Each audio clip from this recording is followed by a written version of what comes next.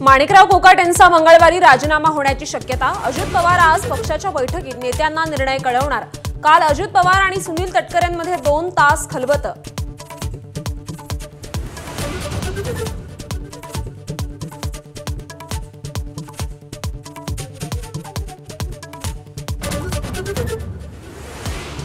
संकटात असलेल्या कृषी मंत्री कोकाट यांची शनिदेवाकडे धाव। नंदुरबारच्या शनी मांडळ येथील मंदिरात पूजा अर्चा। विरोधकांच्या आरोपांच्या 7.5 पासून सुटका मिळवण्यासाठी शनी दरबारी।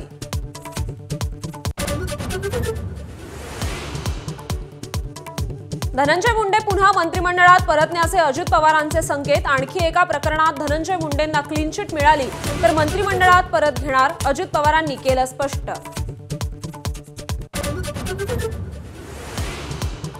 फडणवीस सरकार हे चारित्र्यहीन सरकार। खासदार संजय राऊतांची बोचरी टीका।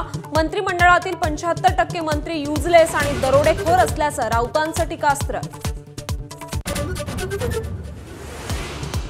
कल्याण डोंबिवलीतील घनकचरा व्यवस्थापनाचं 850 कोटींचं टेंडर नियमबाह्य पद्धतीनं अमित साळून केला।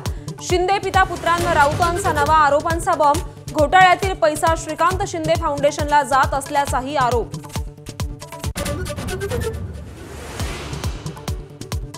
आगामी महापालिका निवडणुकीच्या पार्श्वभूमीवर मनसेत मोठ्या फेरबदलांची शक्यता। नवे विभाग अध्यक्ष आज जाहीर होणार। काम न करणाऱ्यांच्या जागी पर्याय सुचवण्याचे निर्देश।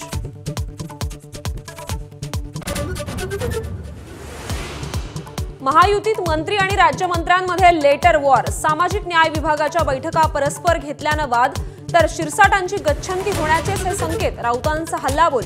कुठलाही वाद नाही, शिरसाटांची सारवासारव।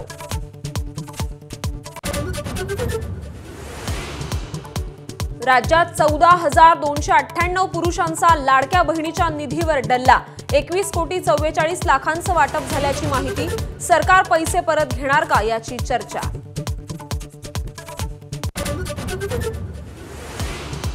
गाय चोरीच्या संशयावरून बुलढाण्याच्या खामगावात दलित तरुणाला बेदम मारहाण। जात धर्म विचारत नग्न करून मारहाण। मारहाणीत तरुणाचा डोळा निकामी, नाकाचं हाडही मोडलं। दलित संघटना आक्रमक।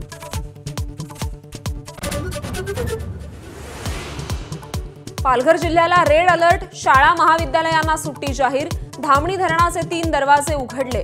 पुणे घाट परिसरातही रेड अलर्ट जारी।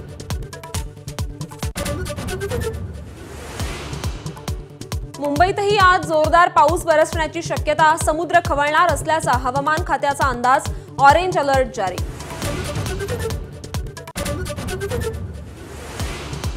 उपमुख्यमंत्री अजित पवारांनी पहाटेच हिंजवडी परिसरात केली समस्यांची पाहणी। अधिकाऱ्यांची घेतली शाळा, तर सरपंचालाही सुनावले खडे बोल।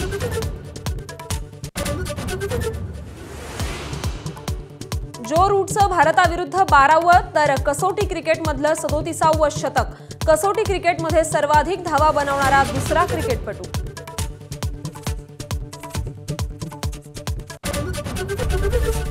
एबीपी माझा, उघडा डोळे बघा नीट।